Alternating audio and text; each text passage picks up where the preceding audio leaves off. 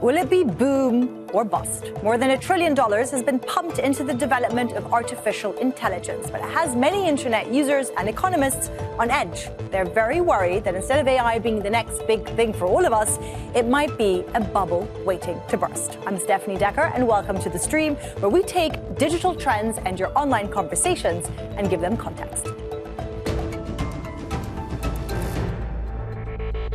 Try Gemini. Try banana. No. How about Sora? I'm good. Just click. I'd rather not. But you gotta, or the whole thing, it'll be bad if you don't. So just do. Do you know you have 30 minutes? Are you kidding me? 30, yes. So that's the economy? Yeah. Is it coming across? And then it's on top of NVIDIA? So then NVIDIA's kind of propping everything up. So if NVIDIA does bad, then... Yeah. Gotcha. Wait, no, I think it's fine. I think we just take off this bottom block. Now, some of the numbers are just too huge to get your head around. We're dealing with companies worth trillions of dollars, investing money on a scale we have never seen before. Now, OpenAI has a goal of building 250 gigawatts of electric capacity to fuel its projects. That much juice would keep everything in India turned on. Well, there's a lot of hype and a lot of concern, too, because most of these companies haven't made a profit yet. So who will pay the price if it all comes crashing down? And that's exactly where we're going to start today's show. It's all over my social feed. I'm sure it's all over yours too. And to discuss this all, we are joined by Nathan Jun. He's an economist, public policy and media analyst in Brooklyn, New York City. Welcome back to the show, Aidan Walker, a content creator and researcher on all things internet and memes. And he is based in Washington, D.C. Gentlemen, thank you for coming on to the stream. Nathan, I'm going to start with you. This is a debate that's been dominating the tech industry for the last year or so. People are speculating about it online. How would you describe it? Is there an AI bubble or isn't there? I think if we were to look at past occurrences of bubble bursting, specifically in tech, we can look at the dot-com bubble burst over the 2000s. And what we can see is a lot of the similar volatility in the market. And we're seeing early signs currently in terms of how the market is responding to the overall AI investment, where you have to remember that the dot-com bubble did not burst because of an entire market crashing. It burst because bad internet companies were killed off, and a lot of them ended up being startups. So what the market is currently recommending is an early sign where investors are actually encouraging other investors that they need to start investing in specific companies that are in AI rather than a broad investment. And we can see that when this happens, it's early signs of saying we might be over-indexing on the future of AI, and you might want to scale back and be very specific in your investment in case there is a burst. Because remember, when a burst happens and when the bubble pops, it doesn't go slowly. It is figuratively and literally a bubble bursting, and it's a snap reaction. Well, you were talking about investment there. I want to play a clip because we're constantly hearing of record-breaking deals between these big tech companies pouring billions to build a future that supposedly benefits us all, or at least that's what they tell us. But when you zoom out and lay out the agreements between companies, the shape begins to look a little circular. Watch this. First, a company like NVIDIA makes chips. Oracle buys those chips for $40 billion to power its data centers. Then OpenAI makes a deal with Oracle for $300 billion to use those data centers. So far, nothing weird.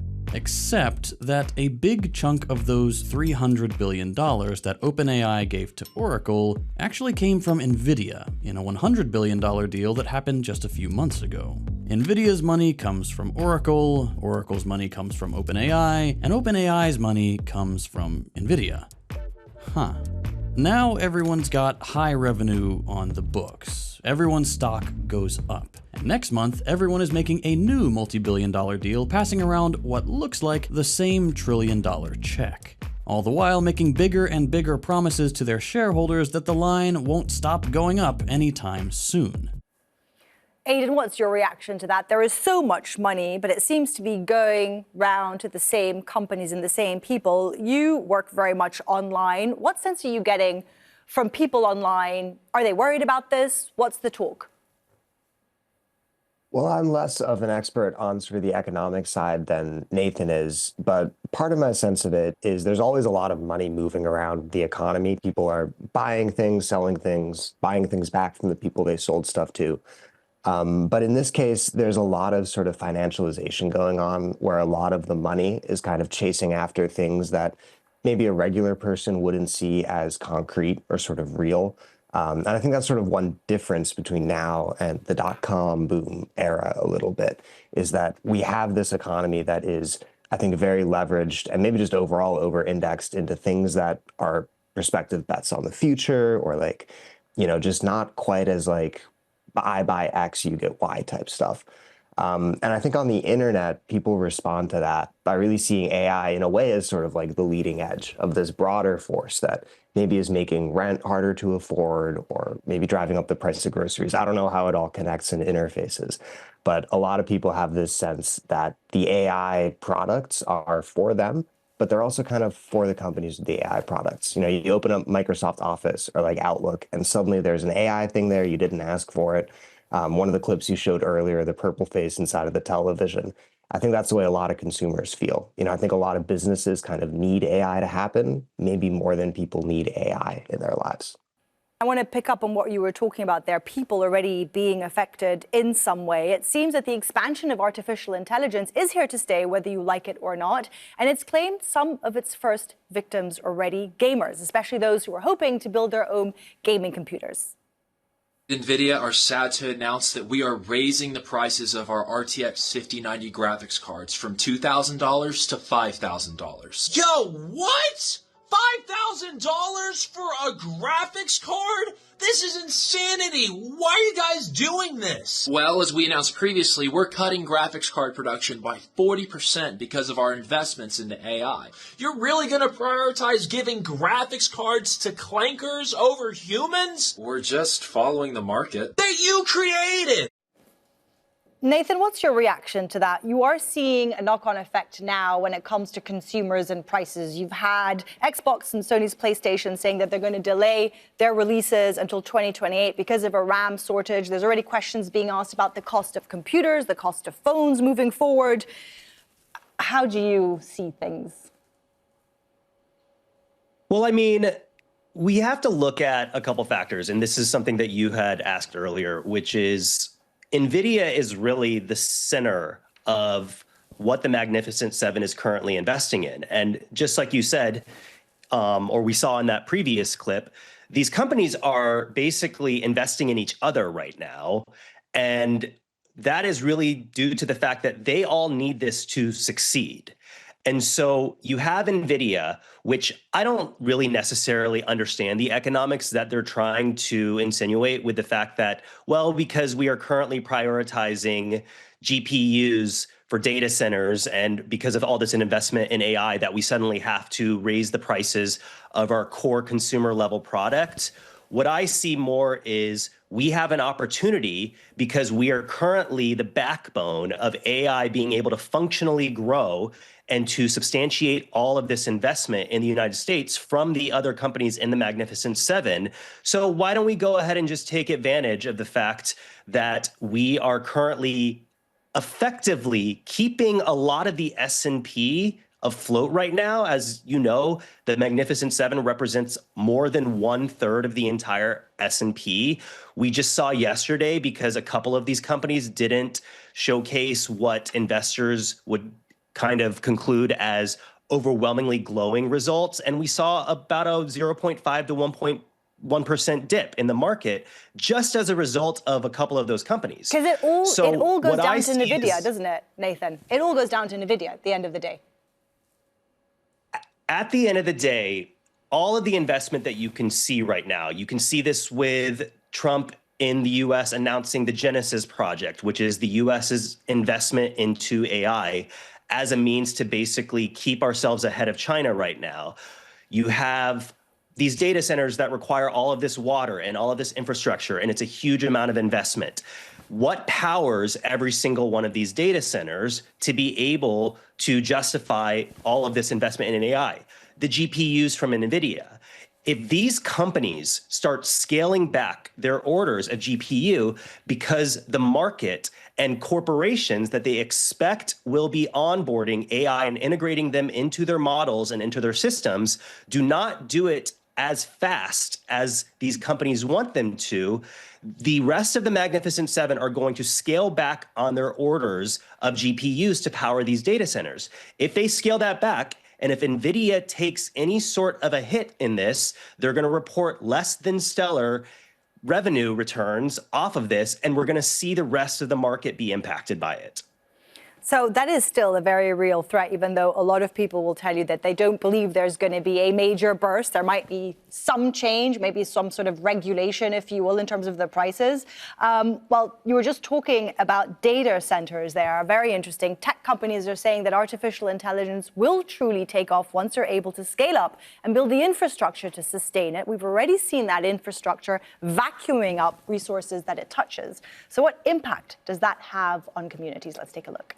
Data centers have received quite the number of haters in recent years, and for good reason, because this behemoth, along with thousands of others, are responsible for financially and environmentally ravaging every community they're placed in. This image behind me is a data center. It's the physical location that everything on the internet is stored. So whether it's a high schooler using ChatGPT to cheat on their history paper, 100 photos of your third cousin's ugly baby, every episode of The Sopranos, or your unfortunate bank statement, it's all stored here. These have never been awesome to live near. Imagine thousands of fans worrying and millions of gallons of water a day being poured to cool the systems. But now with AI, the energy demand of these data centers has exponentially increased, and you are the one paying for it. In the last 10 years, the energy demand of data centers has tripled, and it might triple again by 2028. And what's happening is the more data centers that are built, utility companies must build more power plants to accommodate that demand. And to build that infrastructure, they're not charging the billionaires running these companies, they're charging everyday people like you and me in the form of increased energy bill prices.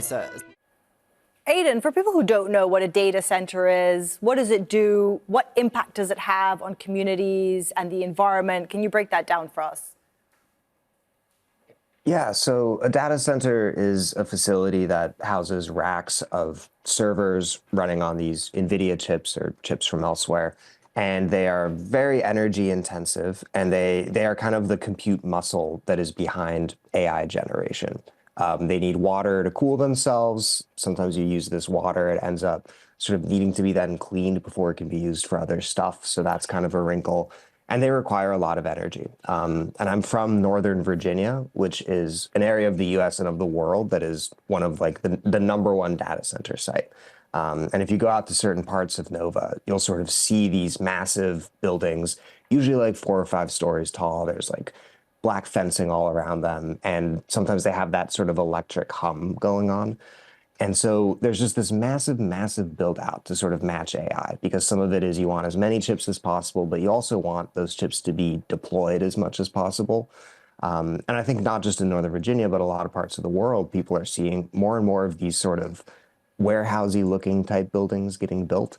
And they're costing a lot in terms of energy. And it's happening, this sudden demand for power at a time when, you know, maybe people want to cut back on our power usage a little bit for environmental reasons, or maybe people don't have kind of the extra financial wiggle room to accept a higher power bill because the amount that kind of the companies are asking for, I know at least in Virginia, is kind of stressing out the grid a little bit, kind of stressing out what the state is planning in terms of what it can support, what the utility can build for to kind of get the electricity to power these things. And so kind of the rate of data center build out is kind of the physical trace of this bubble, if there is one. And it's kind of hidden a lot from view, you know, because they'll build these out in a place where, you know, it's off the highway somewhere and it's not near a town necessarily, but they're kind of coming around everywhere. You're talking about, I mean, that sounds, I mean, that's the reality that people are facing now, as you were talking about. They're having real impacts on communities and the environment. Nathan, if you listen to that, like, I know there's massive perks to AI, right? How would you balance the benefits to us versus the risk? I mean, we could talk a lot about policy changes in the United States specifically related to this. You know, we had President Biden who was investing in the CHIPS Act, you know, which was meant to have the United States be a leader in chip production. But at the same time, he was investing heavily in clean energy renewables as well, which the current administration ended as one of their first executive orders. So you had previously an administration that was understanding the environmental impact and was calling for a huge investment in clean and renewable energy in order to kind of possibly, there isn't any proof that there was connectivity between those two things. But if we had more clean energy renewables in the US, as Aidan pointed out, we could possibly leverage against the current power needs that are going to be used to power all of these data centers. And all of this is happening without consumers understanding even fundamentally what artificial intelligence is in the first place. I think when the common person hears AI, they think about image generation. They think about deep fakes that are being created. They think about very, very lifelike aspects being shown and posted on the internet, where a lot of the social media companies, most of them are actually part of the Magnificent Seven, are not currently doing anything to prevent it. And that's where we get a lot of the media cycle around AI. But the reality is that consumers don't understand that the US is treating AI as core national infrastructure and not just a sector to encourage development in. It is something where we are seeing a cataclysmic and major shift in what we invest in. And then we are not so much seeing how much of an impact these data centers will have. And yes, there is environmental impact, but we need to look at these city-sized data centers as also indicative of what the US intends to invest and hedge a lot of its future economic prosperity in. Oh, that brings me to the question of regulation, right? Because in the US, they're not big on wanting to regulate AI, chatbots. We've got cases now, we've got Malaysia, Indonesia. I think even some Democratic senators have been calling X out and its chatbot Grok for publishing sexualized images, even of minors. Aidan, where are we going when, we're talking about deep fakes? If you look at research, the younger generations are the unhappiest they've ever been, and that is very often put down to the exposure on social media, the images, the perfection, or now, misinformation that we are exposed to. How important is it to regulate AI, to show us and people what is fake, to put age limitations on what can be used? I think regulation is sort of one of many levers that kind of exist to sort of make this story pan out differently. I think, as Nathan says, generative AI, in particular, sort of images and deepfakes and maybe LLM chatbots that people are talking to, are kind of the most public, most visible face of this tech right now. And a lot of the news cycle is a lot of doom around that. But I think there's a broader sense, too, that this is a technology that's going to transform the world. You can't put the cat back into the bag here, but it doesn't have to just go one way. It's not inevitable necessarily that we build out data centers in a way that is going to be horrible for the environment. You could mandate that wind and solar and maybe nuclear are part of the mix. You could also do something like say, let's put in some regulations around deepfakes, both maybe at like the federal or country level around the world, but also, these platforms that are in the Magnificent Seven, they operate transnationally, and I think they make a lot of money and don't face a lot of, social responsibility anywhere in the world. Not, that big government should always be disciplining them, but I think there's things you could do at the level of interface, algorithm, at the level even of just consumer facing. These things are very free or low cost. There's not much protection against people sort of using them to make bot farms or inauthentic activity. I think that could be added in. There's never just one way this stuff can go. It's up to us as a society, ideally democratically, to decide. And to conclude, is a little bit like when social media first came out. The idea of having an app to share images with your friends isn't evil or bad, just as like the idea of having e-commerce isn't evil or bad. But I think we could choose to have the photo sharing app in a way that it doesn't have like a 17-strike policy for human trafficking, the way that Instagram reportedly did. Or we could have e-commerce in a way that doesn't have a lot of the negative externalities that Amazon has.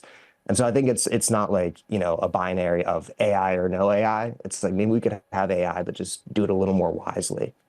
I want to just put that to you, Nathan. I saw you nodding. Do you agree with that? Because also AI, I suppose, also very much depends on us using it, correct? So we should have a power in a way to control it. Is that possible?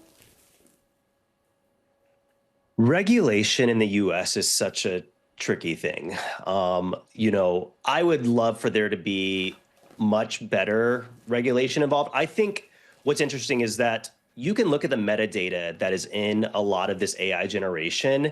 And if we can see in some of these images what the metadata is and be able to see where a lot of these images and videos are being created from, these social media companies can easily designate with just an asterisk underneath a post that says, this image is AI.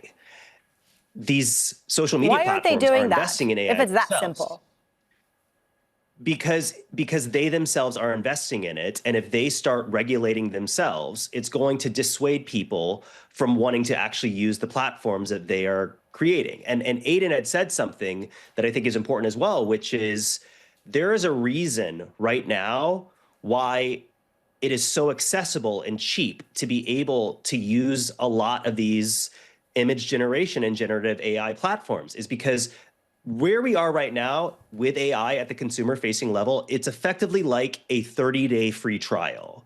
We need to onboard, not we meaning the tech companies that are investing in this, they need to onboard people to integrate AI into their everyday life. And some of that includes creating generative AI. The more people they can get to actually start using the platforms and using generative features, the more they start posting them, the less that these social media platforms regulate it, the more that they're able to pull the plug one day and say, okay, this is now going to be $100 a month. It all sounds doom and gloom, doesn't it? I mean, is there a silver lining to this? I know how good AI can be for us. It makes our life easier. Things get done quicker, particularly if it comes to admin, research in a way, but it can be wrong. Do you think this is going to affect, let's break it down into generations. Like, how is this going to affect right now a 20-year-old and a 60-year-old? I'm going to put that to you, Aidan. I think it's going to affect both of them in different ways. In a lot of parts of the world, I think we're facing up for sort of like an elder care crisis a little bit. So I'd imagine the 60-year-old, as they age, they'd find AI being used more and more to care for them, to do things around them. They might also have this feeling, like I think a lot of older people did with the internet, where the world kind of starts to become less and less comprehensible because it's run by things that, there's a steep curve to learn about them. And I think for a lot of 20-year-olds, the way people feel, even if maybe the labor statistics don't yet show this, is that AI is really menacing that sort of bottom rung of the career ladder. And a lot of this automation, I think it's going to be injected into the world, and it's going to happen not necessarily because AI can do the job better than a human, but because AI can do it a bit cheaper and in a way that's easier to control.